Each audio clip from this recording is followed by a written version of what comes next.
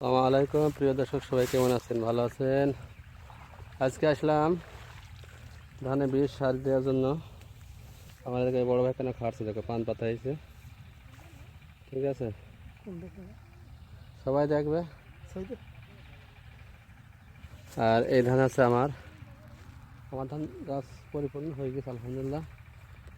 গাছ কমা নাই, গাছটা টপ দিলাম, সব চিংড়ি এই যে এইসব দস্তা মশলা দিয়ে শেষ করলাম। খুব একটা সুন্দর ধান হয়েছে মার্শাল্লাহ।